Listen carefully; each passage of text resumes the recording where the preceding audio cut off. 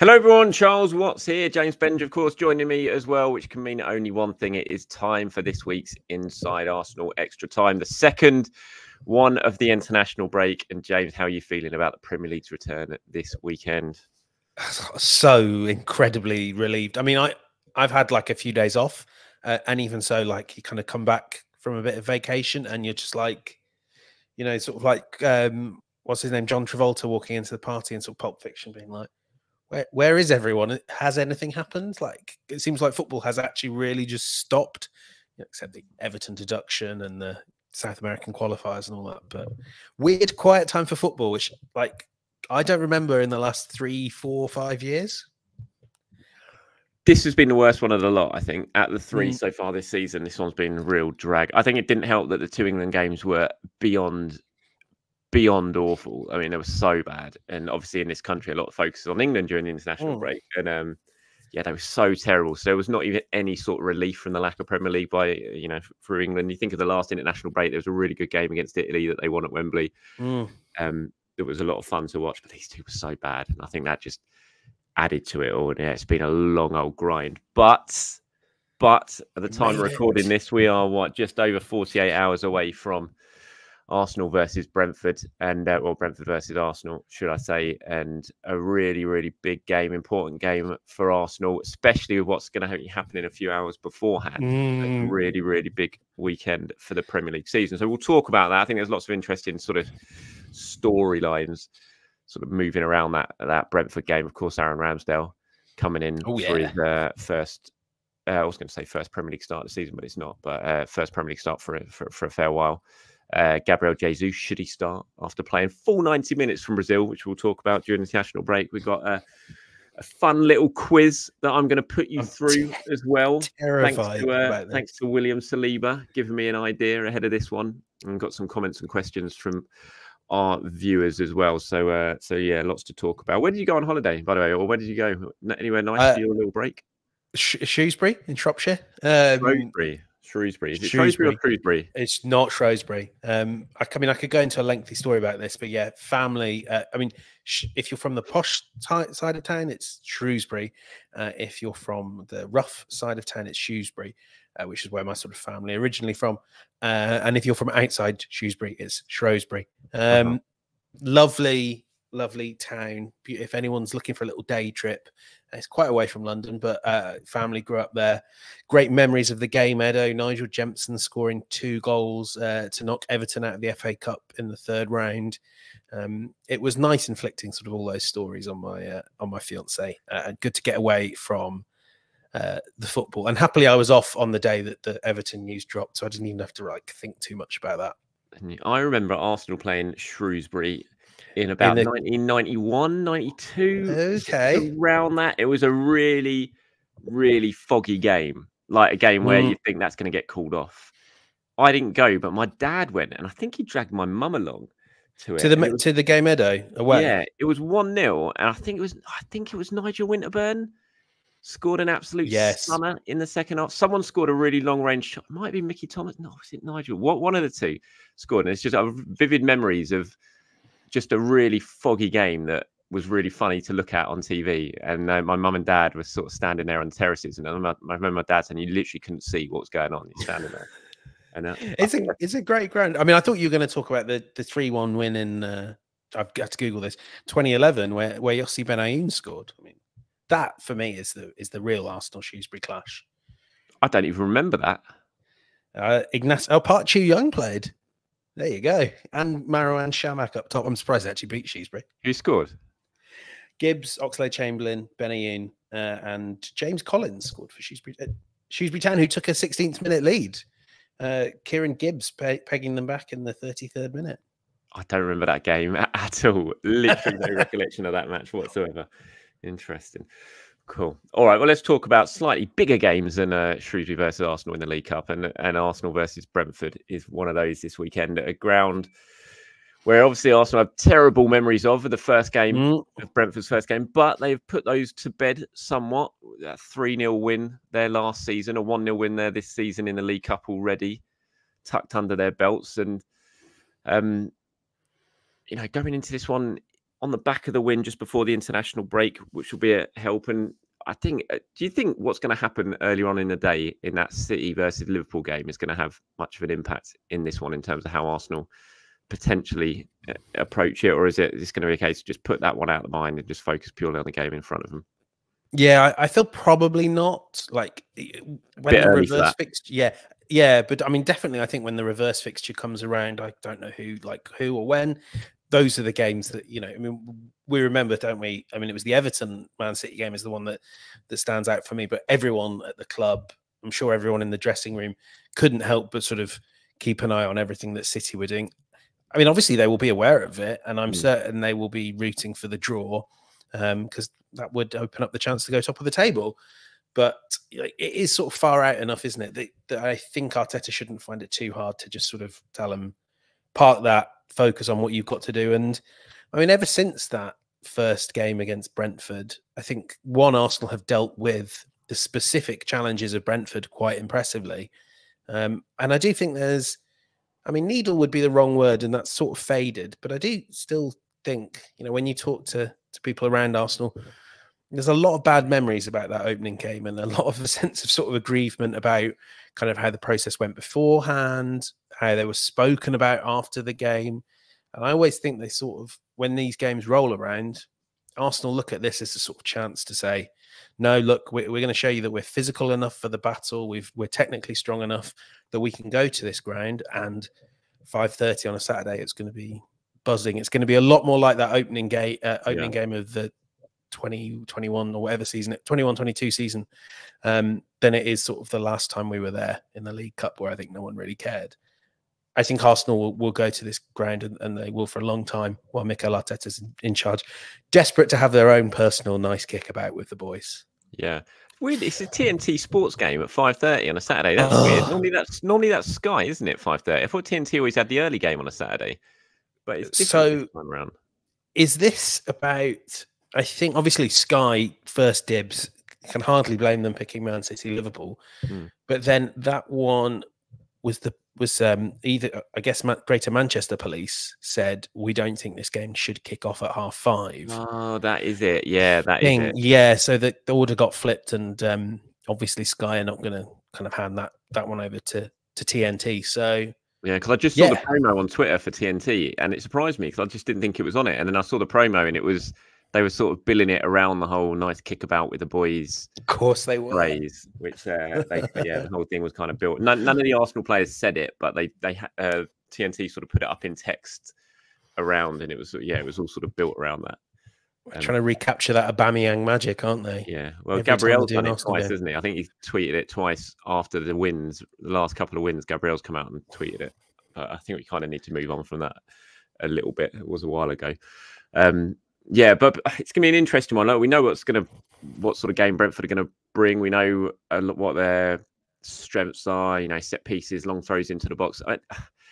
Arsenal struggled massively on that night a couple of seasons ago to deal with that. We know that, but they're so much better now at dealing with that sort of threat and those sort of tactics. I don't think Arsenal are going to fear, Brentford throwing the ball into the box and that sort of thing.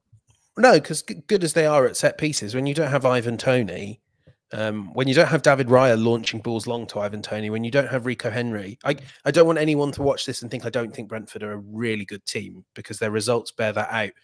But it's quite weird. I don't know how much you've watched of them, but they're still quite a long ball team, but they're hitting the ball long to Mbeumo and Yohan Wissa, who are kind of no one's idea of forwards that are going to dominate Tony. I mean, dominate Saliba like Tony did, not just, in that 2-2 draw that shouldn't have been. So it's going to be a different sort of test where Gabriel and Saliba are going to need to show some recovery pace, good movement, be able to sort of cover the space in behind. And it'll be a big test, and I know we're going to come on to him, for Aaron Ramsdale as well. Can you be aggressive enough behind your defence so that when those balls are hit into space for Mbeumo and Wissa to attack, you're there first?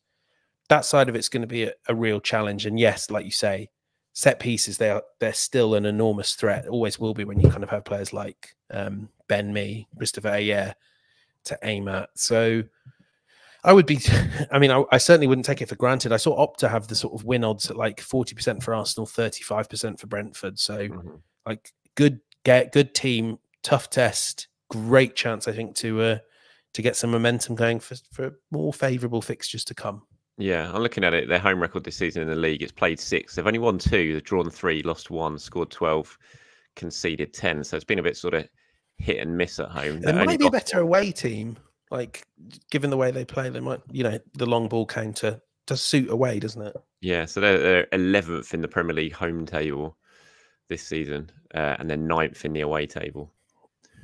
So doing slightly better on their travels than they are at home. I forgot that it's Villa versus Spurs this weekend as well, isn't it? So if Arsenal can get the 3 points, it's a big opportunity to certainly pull away or open up a bit of a gap over at least a couple of the teams in and around them in the table. You mentioned Aaron there, and it is of course going to be a big day for Aaron Ramsdale. There's going to be a lot of eyes on him. Mikel's press conference is tomorrow.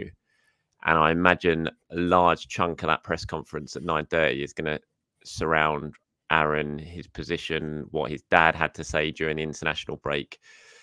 It's going to be interesting to hear what Mikel has to say at the press conference tomorrow. And I think the one thing we know about Ramsdale is that he's not going to be fazed by all eyes being on him at the weekend.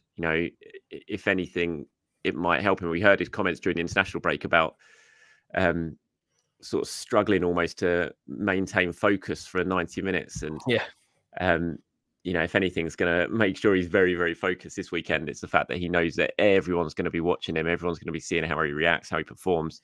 He's definitely going to be copping some flack from the Brentford fans. He did in the League Cup game. He gave it back to them. He produced a really good performance, got himself a clean sheet.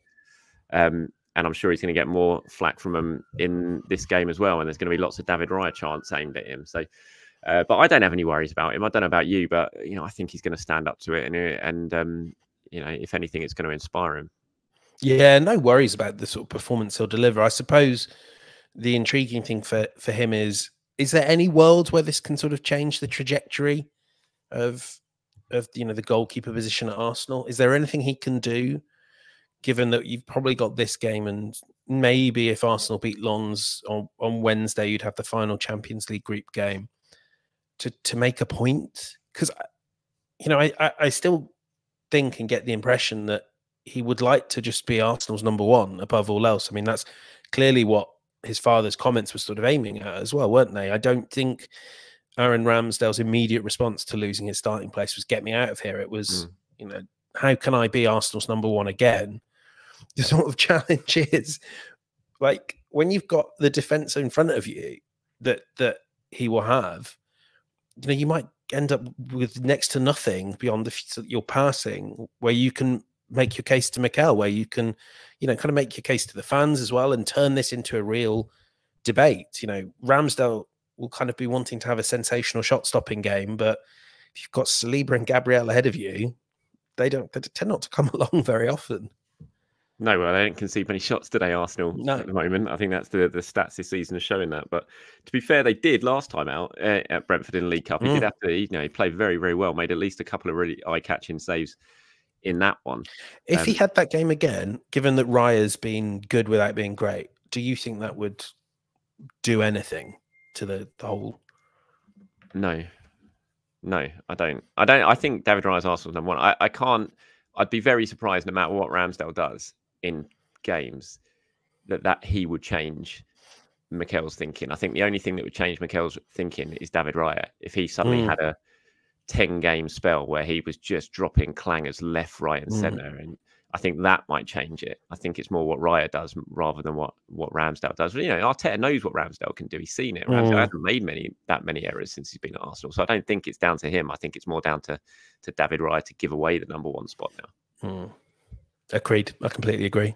Which is a shame for Ramsdale, I guess. But, all he can do is show those qualities. And I think we've seen them against, even in that defeat to West Ham, where he had a bit of an off shot-stopping game. I thought we saw some of the things that we know that Raya brings that Arteta likes, the patience on possession, ability to draw the press. I still think he could be, what I would want to see from him, if he wants to change this, is more aggression, like sweeper aggression, coming out. I was watching this today for a piece I'm writing on. David Raya comes for so many crosses, and it does lead to slightly embarrassing moments like that Mudryk cross, but he's always kind of front-footed. I think when Ramsdale came into the Arsenal setup and into the team, that was the thing everyone really grew to like about Ramsdale, and I think that faded over time. So can Ramsdale be more aggressive when the opposition has the ball, and then a little bit more patient, confident, get some of that swagger back that he had in year one when the ball's at his feet? And I completely agree with you. Like, I don't think Arteta's mind's for changing, but I also kind of, looking at the quality of these two, I think there's not enough either way. I've always said I think Raya's slightly better, but I think there's nothing there that sort of variations in form can't sort of change. So I think, Ramsdale got to come in and play for his place. Yeah, 100%. So that's at one end of the pitch. At the other end of the pitch, it's going to be interesting what Mikel does. Now, what did you make about Gabriel Jesus playing the full 90 minutes on Tuesday night, Wednesday morning for Brazil? I mean, I kind of quite liked it, only because, like, is it not a good thing for Arsenal that when Brazil have what I would kind of think is their biggest non-tournament match, probably I mean, people will know better than me, but I would sort of think maybe you remember going back to 2002 when they nearly didn't make the World Cup. I mean, the stakes right now for them were very high. They'd lost 2 games, and Brazil's response immediately was, well, we need Gabriel Jesus as our number 9. Obviously, Mikel Arteta will have been thinking, yeah, that's fine, but do you want to take him off? Equally, but it's encouraging that he can come and play 90 minutes, isn't it? In a international game that was pretty high quality, not exactly, the best of the Premier League, but if he can get through that, I would play him from the off. You can always substitute him, can't you? With an eye on the other games. But I can't imagine anyone at Arsenal was too impressed that he played the full 90 minutes. No. I think when you come in, you have not played for a month at all, and you get thrown in and you play the full 90 minutes in Maracanã, Brazil versus Argentina. I mean, that is welcome back and a half. That is the good thing. Is, like you said, it looks like he came through it unscathed, which is good. He did a couple of nice things. It was no surprise he was a little bit rusty. Set up a good chance for Gabby Martinelli. Great quote as well. Great quote. Interesting quote. People have I talked about that in my shows this morning. Saying I was surprised that it seems to have been picked up the way that it has. I suppose it's weird when you see a striker say that it's not his strong, finishing or scoring goals isn't his strong point, but we kind of know that. It's not a secret, is it? It's Gabriel Jesus. The finishing it's not a bad point. He's still a good finisher. He scores some very good goals. But when you look at all of Gabriel Jesus' attributes and you say, what's his strongest thing? Finishing wouldn't be at the top, would it? So I don't think he's not said anything that no one already knew, I thought. Yeah, it's sort of social media in 2024, isn't it? That sort of a footballer gives an honest answer for once, and people go, "Well, why has he done that?" Yeah. I mean, he's a goal every other game striker, isn't he? That's what he was for Arsenal, and there are other strikers out there who are a goal nearly every game, but they're pretty few and far between, and very few of them offer everything in the build-up that Jesus does. And maybe what he meant is, look, I'm not a finisher, but look at all that XG I get. I get so much XG. I mean, he's good. It's. So you'd start him. You'd start him. I would start him. I would. It's a big game, isn't it? It's a great opportunity. I think, you can always play him for an hour, especially if the game's decided. But I think, I don't want to contradict what I was saying earlier, but Arteta has to kind of be aware that whatever the result earlier in the day, there's a chance for Arsenal to just push ahead of at least one of those teams. And given Spurs Aston Villa the next day, this could be a game that sort of changes the conversation and the momentum around Arsenal a little bit. And it's also just, I would say, probably the hardest game Arsenal have got on the fixture list for a little while. Correct me if I'm wrong. Who's next weekend? Wolves at home. Yeah, so Wolves, Luton, good. Wolves are a good team, but Brentford away is the big test on their calendar for the next few weeks. So I would away at Villa Park on the 9th of December. That's the sort of tough one that's looming. Yeah, but I mean that's far away enough that you can't kind of allow your thoughts to. It sounds like you wouldn't. And we're thinking Trossard up top. I think he'll probably go with Trossard up top. I just think back to what he did with Thomas Partey when Partey went away with Ghana last time and played in those international breaks, and then he came back and he didn't play him. I can't remember what game it was, but he didn't play him, did he? He was going to then start him against Sevilla on the Tuesday night, but he got the injury on the training session on the Monday. And he said afterwards, we deliberately didn't play him after he got back because the plan was we'll play him on Tuesday night. We don't want to overload him. He hasn't played much. He got those games for Ghana. And I wonder if Arsenal's thinking will be similar to that. You know, Jesus has not played for a month. He's suddenly got a full 90 minutes in one of the most intense physical games you could possibly play in, and then flown halfway back around the world. You know, obviously they'll look at him at training and the doctors will give him the assessment. If they're totally confident that he's fine, and they might well play him. But I wouldn't be surprised, put it that way, if Trossard starts. I mean, Trossard's played well going into the international break, scored a couple of goals. He scored for Belgium during the international break. So he's on form, he's confident. You know, wouldn't surprise me. And I wouldn't be disappointed if Jesus is on the bench and Trossard's at 9. Yeah. Put it that way. But one little plus point to mention, I think this is different to how it's been in years gone by, is that certainly the Brazil-Argentina game being on the Tuesday does mean like you're talking as good a rest as a Premier League player can get. But so you've not quite talked me around, is what I'm saying. But I do see your point of view. The Brazilian Federation, they laid on a private jet to fly all the English-based players back sort of straight after the game. So I think they would have arrived, whether they were at Colney yesterday, I don't know, but they would have, you know, certainly be home yesterday. And then, we'll see. But it's a big choice to make. When you kind of look at the choices Arteta's got to make really for that game, I think obviously goalkeeper, it's not really a choice because it's forced upon him. But elsewhere, a lot depends on what happens with Ben White. If Ben White's fit enough to play, if not, then, you know, Tomiyasu, you'd imagine, will be a right back. Zinchenko will be over at left back. We know his centre backs are going to be. You know, if White is fit, which we hope he will be, and plays at right back, then what do you do at left back? Again, when you kind of look at the way Brentford play, you look at their strengths, you look at throwing long balls into the box, long throws into the box. Who do you want to be there dealing with those? Yeah. Probably feels like a Tomiyasu game than a Zinchenko match. Funny you should say that. Which Arsenal player over the last season and a bit has the best aerial duels percentage in the team? You're going to tell me Zinchenko now, aren't you? Zinchenko. I mean, we know he leaps. He leaps, doesn't he? He's like a salmon when the ball comes in the box. The Tottenham game last year, the 2-0 at Spurs, when Zinchenko just was brilliant, and he won so many headers that day. I remember thinking, God, he's got a good leap on him. But despite those stats, I still feel more confident with long throws being hurled into the box with Tomiyasu standing at one of the posts than Zinchenko, I have to say. So what do you reckon predicted 11-wise?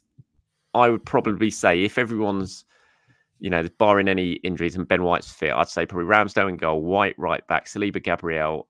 I'd say Tommy, but wouldn't be surprised if it's Zinchenko.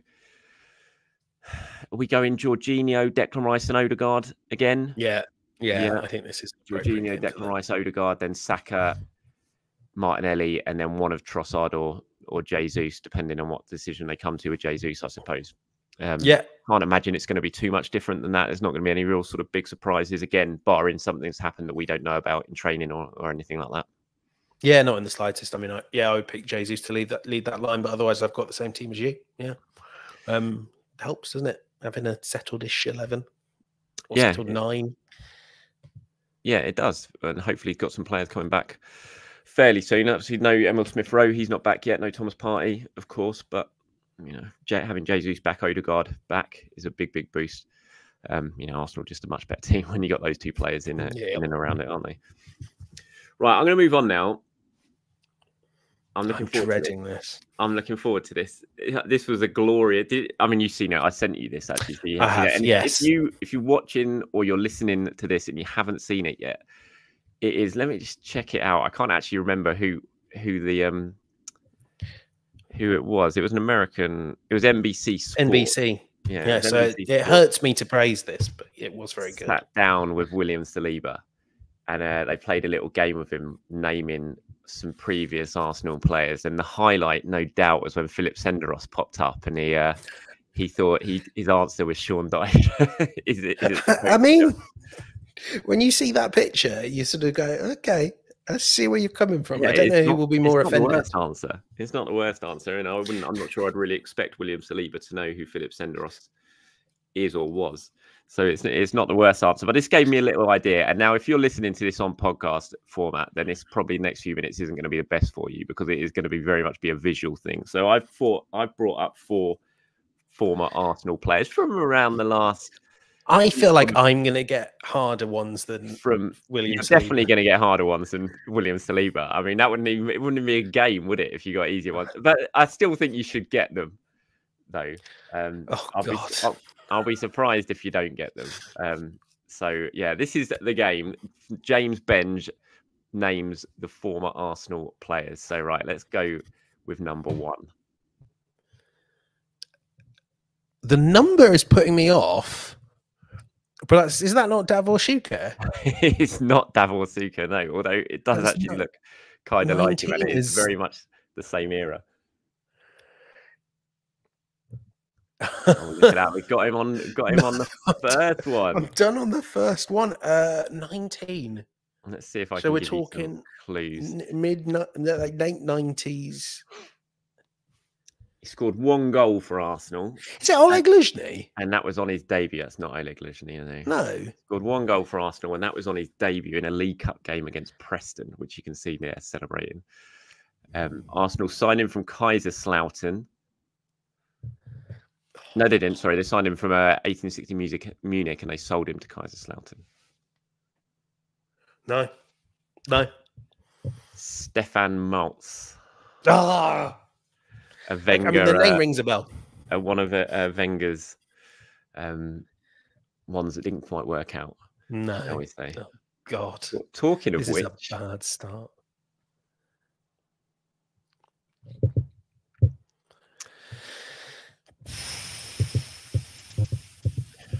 oh, Bro, this is dead air. We can't have dead air. It's going to be 2 for 2 here. He's not going to get. I am going to be 2 for 2. Is that Christopher Ray? It's not Christopher Ray. It's not. But I think I can give you a clue with this one that you would probably get it because we've spoken about this game before. Think of Nelson Vivas at the back post against Leeds in 1999. You know what? I am going to go be 2 for 2. Still have no idea. It's Kaba Diawara. Who missed, or must have hit the woodwork in that Leeds game 3 or 4 times in my memory. In which, yeah, in my defense, these ones you picked out, I was like 8 or 9. I am, I'm really hoping we push more towards the 2010s now. Okay, let's move on. Thomas Heisfeld. Yes, he's got one right. Well, he's got one. He's got one. Thank God he's got one. Yeah, so that's 1 out of 3, and the last one coming up. Who is this player? Oh, he's French, isn't he? Yes. He's a defender, isn't he? Yes. Left back.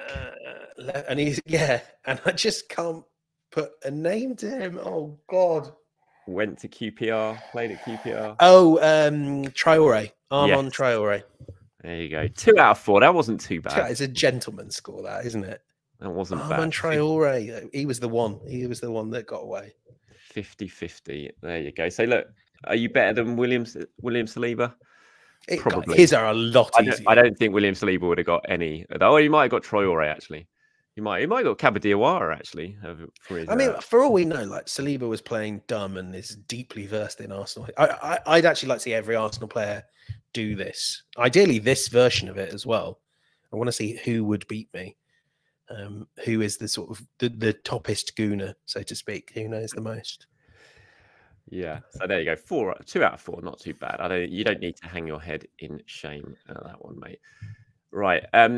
What did you make actually doing while you were away? And you said you were off for that day, but what have you made of the whole Everton thing? 10 points deduction. There's going to be big protests at Goodison this weekend.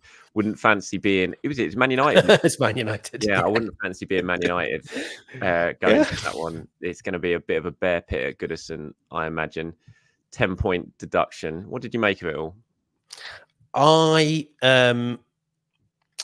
thought the deduction was about right. Just kind of, I mean, obviously the Premier League are making the rules up as they go along. But we do have to say, even given COVID and everything, the amount of money Everton have lost is, especially bear in mind they deduct out everything that's sort of for the new stadium, for the women's team. You know, you can put a lot of money in your losses, and the Premier League won't account for it. So you're talking nearly 120 million after all those deductions. And I mean, that's 3 times or 4 times UEFA's FFP limits. And I mean, you can't like run a club like that, can you? And there has to be some sort of threat to stop the next Everton, because, you know, I do look at some clubs. For a while I thought this about Aston Villa, although they've started to recruit really more shrewdly. And I do just think, are you actually, you know, kind of gone a bit mad and living beyond your means and spending huge amounts of money in pursuit of something that you probably can't get anyway? So I thought the punishment was reasonable. Also, I think there's that little bit, isn't there? I don't know about you. I still think they'll be absolutely fine. I don't think they'll get relegated. Yeah, this is the season to get hit with a 10-point ban. I think they'll be probably now like a bit near, like maybe they'll only be 4 or 5 points clear, but I think they should be okay. I don't know. What do you think? It's hard. I mean, I know everyone wants to talk about City and all the allegations which they deny, but this is, you know, it's running your club incredibly irresponsibly. Yeah. Yeah, there needs to be a punishment. Whether 10 points is right and whether it stays at 10 points, I doubt. I imagine it is going to get reduced on appeal. Maybe it'll end up being a sort of 6 points or something like that. But there comes a point when you've got to start punishing teams for breaking the rules. And obviously, I think a lot of people are looking at this and thinking the Premier League are doing this now to show that they can get their house in order. They don't need an independent regulator and all that sort of stuff. But, you know, if teams do break the rules that are very much laid out there for everyone to adhere to, no matter if you help with the investigation, which we know Everton have done, and they think that should be taken eventually, you still need to be punished. Yeah, and it was eventually as well. You still need to be punished. So it's hard to say if it's a harsh penalty or not, because it's just we've not seen one of these penalties before. So you've got to start somewhere.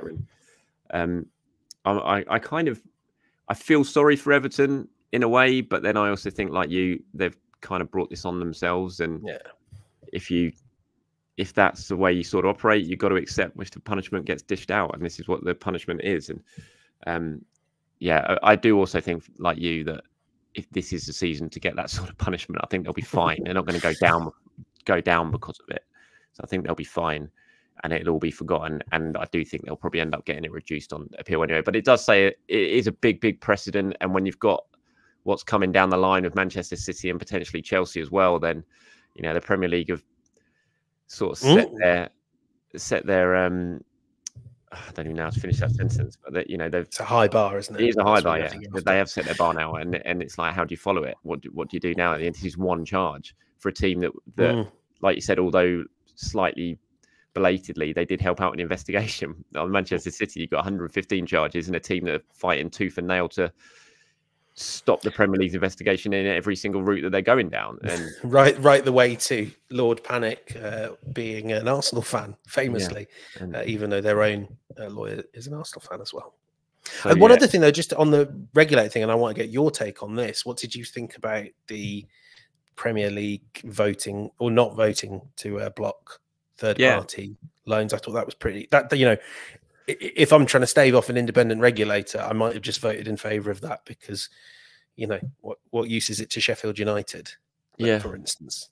Sheffield United owned by the Saudis, aren't they? Indeed. Indeed. I think when you look at the list of the names of the clubs who voted against it, it's, you know, it's everyone's protecting their own interests, isn't it? It just feels to me like this shouldn't be a Premier League thing. It should be a football-wide thing that comes down, you know, from FIFA or UEFA or whoever sets the rules there. You know, because if you're leaving it to the leagues, then the clubs within those leagues are all going to protect their own interests, really. And I can totally understand why Manchester City would say no, why Newcastle would say no, why Chelsea would say no, because of the way they operate, because of the multi-club models that they're they have. I mean, obviously PIF, we know, own the 4 big clubs in Saudi Arabia and Newcastle as well. So why would they stop themselves from being able to potentially loan players to each other and help each other out? You know, why would City do that? It's whole part of the business model that they've built with the City Football Group. Same with Chelsea and what they're trying to do and Todd Bowley's trying to do. So it just feels to me that it shouldn't be something that the Premier League need to push through themselves. It should be taken out of their hands and sort of brought in, a rule should be brought in at the very, very top of football that stops it, because if you leave it to the leagues, then this is always going to happen. I do wonder about the whole, what did it need to be? It needed to be a 12. No, it needed to be a 14. 14, and they got 12. Didn't it? Yeah. And they got 12 and 8. It's like, does that really need? Yeah. Should that be looked at? Not that I think now it'll be able to be changed, but I mean, it's an interesting question, like Arsenal, because effectively now it's open season. Like, Newcastle it always looked unlikely they were going to get Ruben Neves, but there are a lot of talented players there that they could get a fair market, but favourable in the fair market deal on. But, you see City with access to teams like Girona, who are doing great in La Liga. It's a great place for them to park players. Chelsea are doing the same thing, aren't they, with Strasbourg? United are going to have that with Nice. You almost feel like Arsenal and KSE, if you want to keep up with the rate of progress in the Premier League, you possibly are going to find you actually need some European teams to stash your projects. How much easier would William Saliba's development have been if Arsenal owned or KSE owned a club in France? And I really don't like the idea that now to compete and be one of the big 6 Premier League teams, you need what is like a sort of equivalent of, like in baseball, you have the feeders, those lower leagues that feed up. But, if you're Edu, you must be thinking, well, I like this guy in Croatia, I like this guy in Mexico, but I can't bring them straight to Arsenal most of the time. It would be really helpful to have an effectively formal relationship with a team that I can go, you take him, you work on him for us. It's not good, but that might be what Arsenal need, or KSE. Well, why did the Klopp back? They used to have it. They were basically one of the first clubs to ever do it. Steve Morrow headed it up. Wenger brought it in, and they kind of headed up. They had Beveren, didn't they, over in Belgium, who a lot of players went through. I remember Graham Stack was there, and the Tourés, I think, were there, weren't they? And Bouet, I can't remember. There was definitely players who sort of took part of that partnership, and Arsenal benefited from it. But Arsenal shut that project down, and so they'll have to reopen it again. And whether they do, it's definitely an interesting one. I do get quite a lot of questions from people asking about that and whether I think it'd be a good idea. And like you, it does feel like if everyone else is doing it and everyone else is benefiting from it, then you do run the risk of kind of being left behind in a way, if that's the way football is now going to operate. And if these rules aren't going to be brought in that's going to stop it, then are you hurting yourself by doing it? Whether the Cronkies would want to do that, whether they have the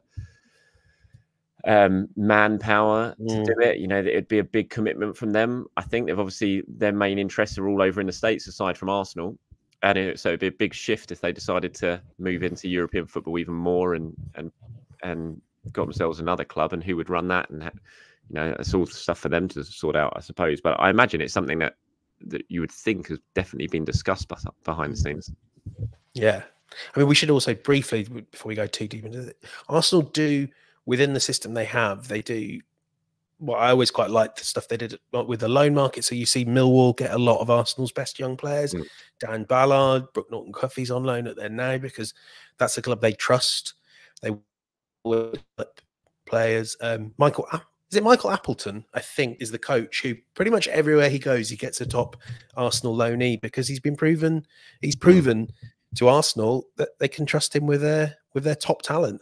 So they do what they do well, but it's, I mean, and even going back to the partnerships they had before, it's very different, isn't it? When you own that club and you can run it fundamentally for the benefit of the football group and effectively the teams at the top of that football group, like City can do, like Chelsea are going to be able to do with Strasbourg. Yeah.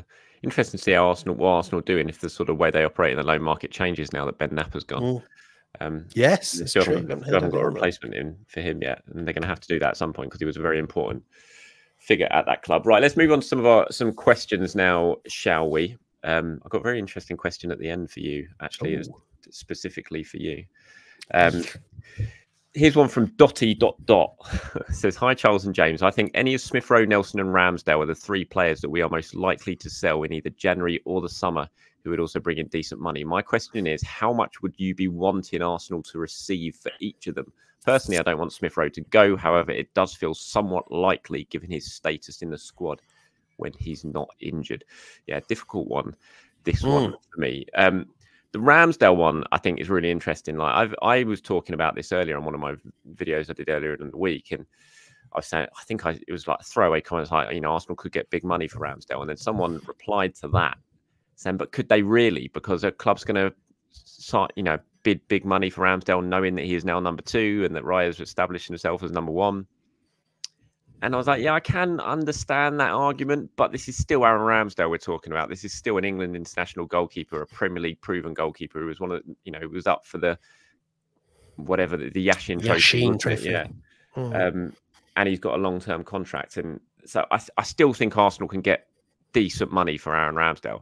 But a lot of that money, if they do sell him, they still have to pay Brentford for David Raya. That's one thing, isn't it? That we tend to forget an awful lot that he's not actually an Arsenal player yet. So Arsenal are going to have to pay another £30 million to get David Raya in the summer. So if you get, I don't know, what would you say for Ramsdale? 40 million? 50 million? 40, 50 if you can sort of draw a couple of teams into the market, which should be doable. He's probably going to be the best goalkeeper on the market. The only thing is, I do think when you look at clubs who could afford that sort of money, they tend to now just be either Saudi Arabia, and I cannot see how Aaron Ramsdale goes to Saudi Arabia, or English clubs. Yeah, and that's it. Who could sort of bid that sort of money for those sort of players, and whether Chelsea potentially, I don't know. But you look at the other clubs who have got big money there. Where could he go? Bayern is the other, like, as a sort of long-term Neuer replacement, but then Neuer's not like so old. I mean, he's done just swapping benches, really, aren't you? How old's Neuer? I'm looking that up now. 37. Neuer's not Bayern's number 1 though now, is he? I thought he was. Now he's back. Oh god, this is bad. He's played recently. Well, he was out injured, wasn't he, with his little skiing activities? It was just injury. No. Oh, I see. Okay. But at 37, they'll need to be thinking about that long term. I mean, Chelsea are the other one. I don't think Sanchez was their idea of the number 1 goalkeeper, probably. But yeah, I mean, and isn't this the thing with all these other players like Smith Rowe and Nelson as well? Like, I mean, Smith Rowe, there's a good market for. We know. I think you're still looking 35, 40 million pounds for Emil Smith Rowe. I think if you but like you say, it's how many clubs are there? Then you have to find lots of clubs like him. It's the same with Nelson, isn't it? Loads of clubs like Reece Nelson. How many of them have him like top of the list? Like, we've got to have, which manager is hammering on his chief executive's door going, we have to have Reece Nelson at 100 grand a week and 25 million to Arsenal, as opposed to, what can we pick up in Europe for half the price and half the wages? I think they're all going to be harder to sell than we think. And because we said at this stage a year ago, we were talking about Kieran Tierney is going to be £50 million, and he got £0 million. It doesn't help that Arteta, when you're out of favour with Arteta, you are so far out that the whole world and his wife knows about it. And that will be the challenge with Ramsdale. Is come the summer, what are you kind of ask? Bidding clubs will go, well, what are you going to do, Arsenal? Just keep him on your books as an unhappy number 2. He must want to go. You want to do the right thing. You're going to have to sell him, and you're going to have to sell him to us for a lot less than you think he's worth. Yeah, it's not going to be an easy one. I do agree. But I still think there's enough stock in Ramsdale and his age. The fact he's still, he's still an England regular in the squad. I still think they can push for a decent amount of money for him. So I'd put him as the highest of the lot. I'd probably have Smith Rowe. And if Smith Rowe plays, which is before this injury, looked like he was, working his way back into it, and he was going to be featuring. I still think there would be a fairly decent market for Smith Rowe where you can get around the sort of 35 million. I think Nelson probably 15, 20 million. You're probably looking at something like that. But that's more than you would have got, isn't it? Yeah, a year ago. Yeah, absolutely. So, thank you very much for that question. This is a bit of a quick fire round here from. I think I don't even know how you pronounce that first word. Aria Freak 6444. Hi, Charles, Mr. Benginho. Is that like it? Yeah, that's like a new it. one. Never heard it before. I've definitely never called you that before. A quick fire round for you.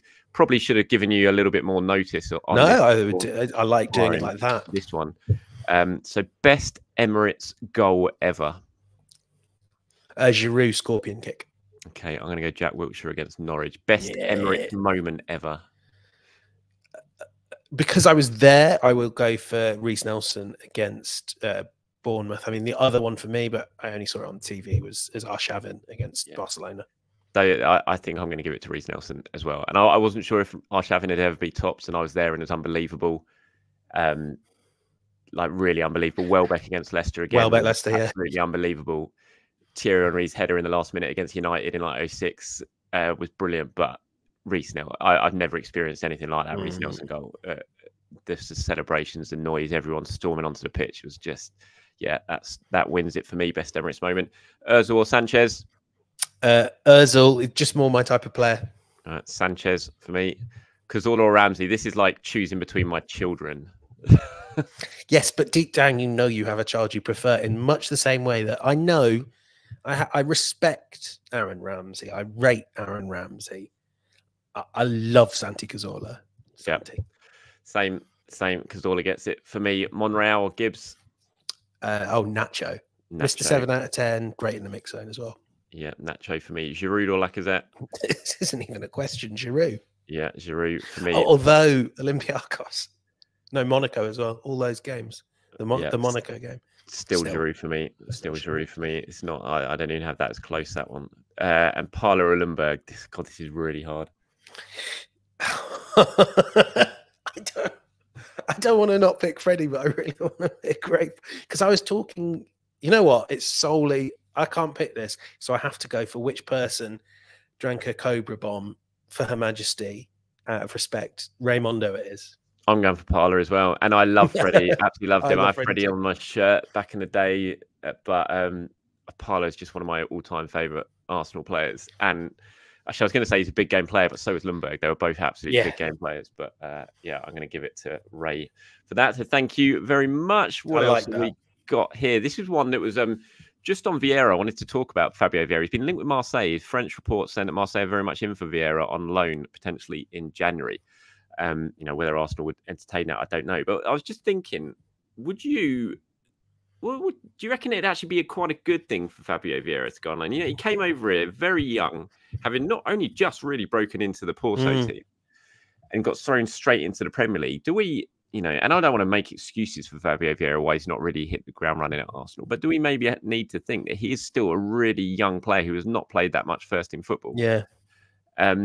Would a loan actually, potentially rather than just signalling the end of his Arsenal career, could it actually be a good thing for him to go out to another, get out of the Premier League for a little bit, go somewhere, play well, kind of do what he was doing for Porto, start racking up the kind of numbers, well, hopefully racking up the kind of numbers he was doing for Porto, and then come back to Arsenal rather than sort of sitting on the bench. It's an interesting one. I'm not sure Arsenal are in a position where the squad is that strong where they can really do that with certain players, especially someone like Vieira who does feature a fair bit. But I do wonder if it might be quite a good thing for him to go out there. I mean, conditional on Arsenal getting another midfielder, which we kind of know is maybe the more likely deal to be done in January, then I think it would be a good move for Vieira, because you see that we see the talent quite often, but we Arsenal supporters understandably get frustrated by the lack of consistency. I'm sure Vieira does as well, but how can you be consistent in your performances if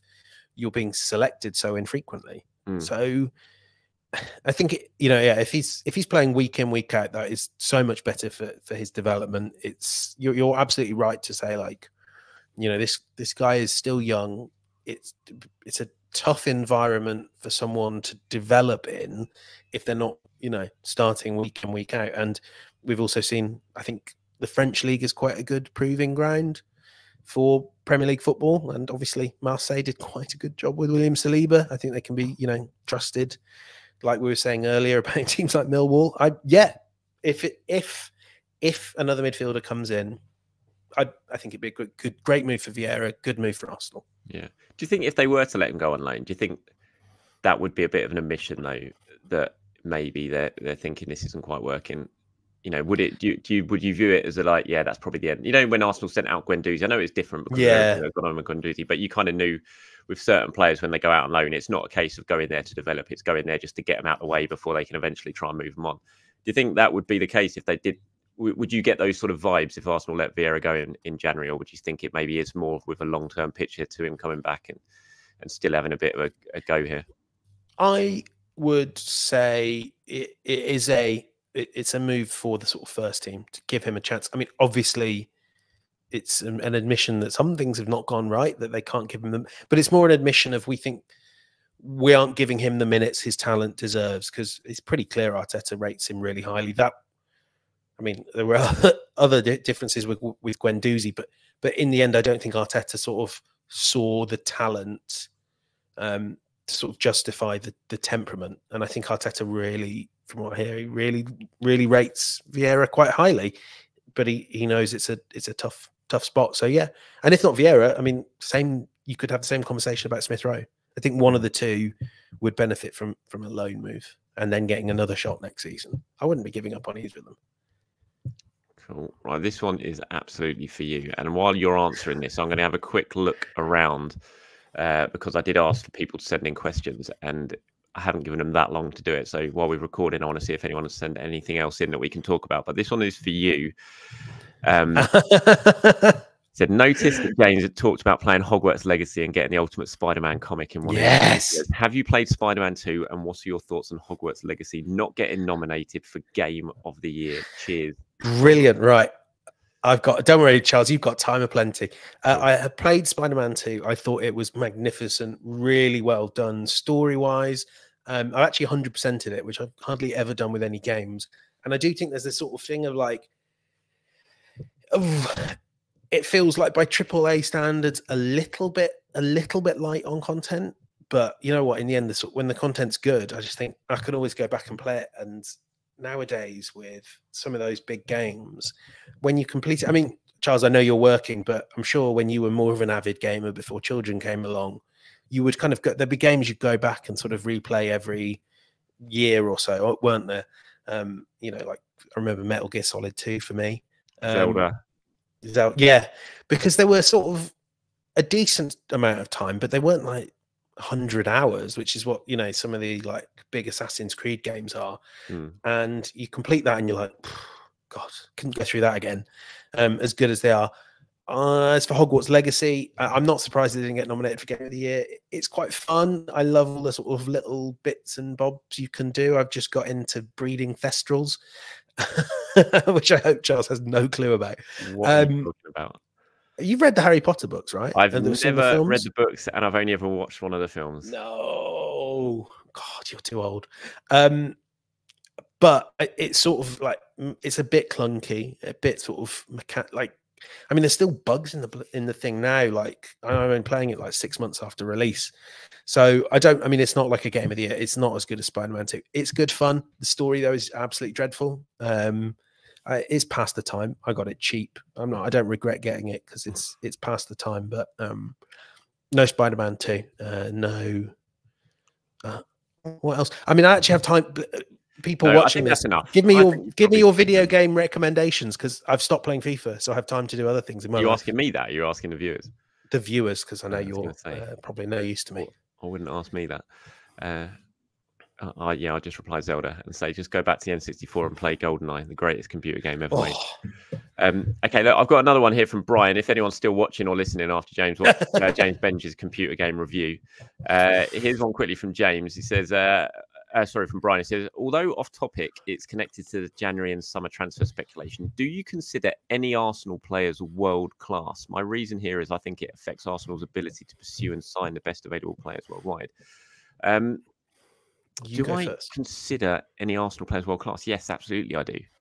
William Saliba, world class. Bukayo Saka, world class. Gabriel Martinelli, I'd say Gabriel Martinelli's world class. I think he goes in. I mean, he's maybe just on the. It depends. I don't know who is world class. What sort of players are we talking about? So you're sort of saying like top 5 in their position in the world, top 10. Top 10, I'd say. Yeah, top 10 probably. And I'm not sure how many more left wingers I'd rather have over Gabriel Martinelli for Arsenal right now. I'm definitely not right wingers. So I'd have Salah, isn't it? It's the only one that's clearly better than Saka. Salah's the only one who's up there when it comes to who if I had a choice of any other player playing ahead of Bukayo Saka. William Saliba, 100%, I would have him there. Martin Odegaard, I'd have him there. in that bracket. So yeah, I think Arsenal have got plenty, and I think they've got loads as well. With maybe players like Martinelli as well, who are sort of pushing to be classified in that sort of category out right against the world's best. Even Gabriel Jesus, to be fair, when Gabriel Jesus is good, there are very few players who are as good as him around. You've missed one. Gabriel as well, I'd probably say at centre back. I think he's that good. Still missed one. Who have I missed? I don't think you said the words Declan Rice. Oh, yeah, Declan Rice. 100%, of course. Yep. Declan Rice. There's barely anyone I'd rather have in midfield than Declan Rice in that sort of role. So yeah, I think Arsenal got plenty of world-class players. Yeah. And I think even if you're being sort of harsh in your definition of world-class, Rice is top 5 in his position in the world. Saliba's top 5. I mean, we've said higher. Saka as well. And then, like you say, there's so many people. You could make a case for Gabriel, Ødegaard, Jesus, Martinelli. That's an enviable. And the thing is, with some of them, if you don't think they're world class yet, it's not that hard to sort of see the future where they develop into that. Ødegaard, 24, Martinelli, younger, Gabriel, 24. And especially kind of some, guys like Gabriel and Ødegaard, that's a position where they probably are a fair few years off their peak. So, yeah, and they're also sort of the list of players that I sort of wouldn't sell for anything that doesn't have, isn't in 9 figures. Yeah. It's a good position to be in, isn't it? Yeah, it is a good position to be. I think I saw something recently that Arsenal got the most valuable squad in the world. In one of I can't remember who did it, but sort of totting up what their players are worth, what the squad players are worth. Arsenal certainly had, if not the most valuable. That's the problem where they can't sell any of them because they're too expensive. Yeah, well, the players that you want, that you would absolutely not want them to sell, that's where all the value is. And then maybe some of the other players don't quite have that value. But I think a lot of that is when you look at the age and you look at the contract lengths that they've got, because they've all signed new contracts fairly recently. That's just the sort of value of the squad has just gone up and up and up. Right, we're approaching Ben White. Oh, yeah, Ben White. We didn't even mention Ben White, of course, who fingers crossed will be fit for this game against Brentford. Are you there on Saturday? Are you going? I am. I'm looking forward to it. I'm doing that and the City game. Double. Oh, no, not at the City game, but do that off the TV. Are you? Yeah, no, I'll be there on Saturday, so I'll see you there. I'm not at Colney tomorrow because it's a 9:30 press conference start, which school run rules that out for me on a Friday, unfortunately. So I'll have to watch it on the website. But yeah, I'll see you at Brentford on Saturday. Until then, everyone, thank you very much for watching. I'll be back tomorrow to do my usual show after Mikel Arteta's press conference. You can follow James Benge over on Twitter, of course, and myself as well. And we'll be back next week at some point. Well, we've got it's Champions League week next week, isn't it? We've got Lens on Wednesday night. So maybe we'll do a Thursday show reacting to that game. I imagine I'll be at Colney. Going to be at Colney for the presser on Tuesday ahead of that and the open training. Yeah, I think I might well do that. Yeah, I'll be there for that as well. Dependent. Yeah, probably won't have time to do a show on Tuesday ahead of it. So we'll do post-match reaction show on Thursday. Until then, everyone have a very good day. Thanks for joining us all. I'll speak to you very, very soon. Bye-bye.